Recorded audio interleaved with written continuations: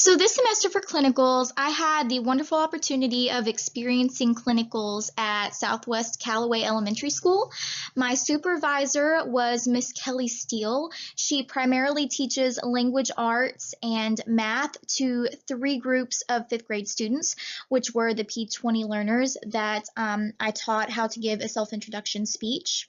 And the objective of my clinical experience was to teach fifth graders how to prepare and deliver an effective self-introduction speech.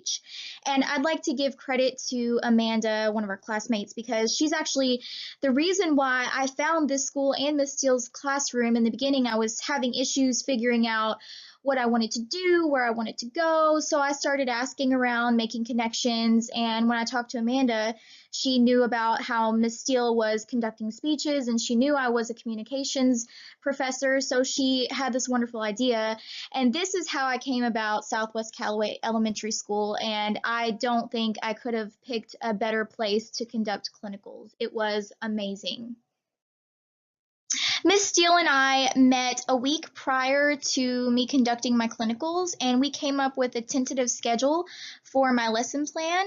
My lesson plan consisted of teaching three groups of fifth grade students on how to prepare and deliver an effective self-introduction speech. That's one of the speeches that I actually teach in my higher education courses. The lesson plan consisted of a week period, Monday through Friday, spending about 3 hours each day with the students. 1 hour was spent with one group of fifth grade students.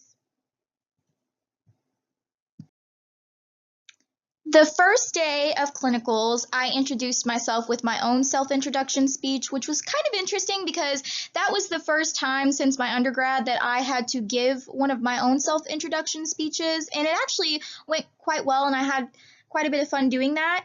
We then went over the assignment requirements and the outline format and covered the appropriate structure of the speech. So on day 2, we reviewed what we learned the previous day. We went over the key components that create an effective speech, and we watched speech videos, do's and don'ts, while self-critiquing those videos. And towards the end of class, we let the students work on their outlines. For day 3, we conducted a full review about the structure and key components of a speech. We also conducted peer reviews, and we reviewed expectations for the speech day, which was on Thursday. So for the peer reviews, what they did was they got into groups of 2. I let them choose if they wanted to get into pairs or groups, and they decided they wanted to get into pairs.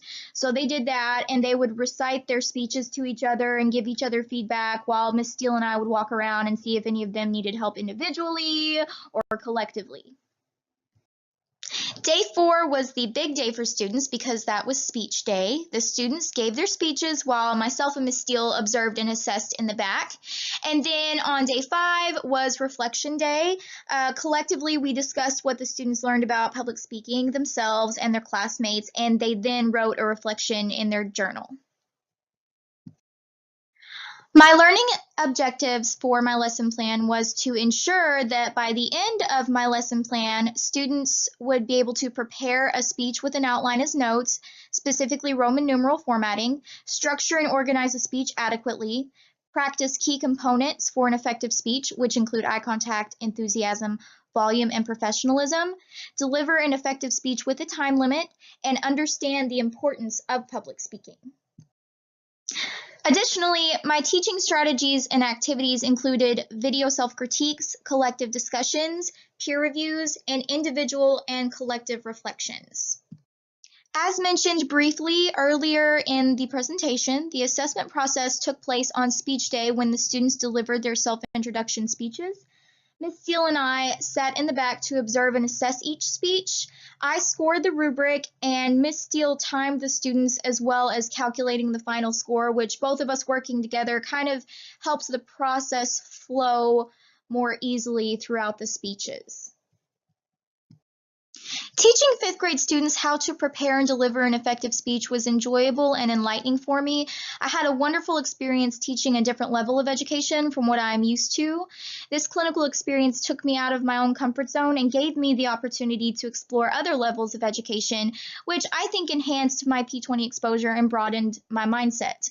Miss Steele was a wonderful supervisor. I enjoyed working with an educator from the K K-12 level, and I'm thoroughly satisfied with the placement and supervisor I chose for clinicals this semester.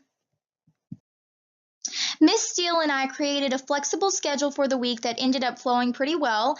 Mostly everything was on time and the way I had planned out. We were both satisfied with how the lesson plan turned out.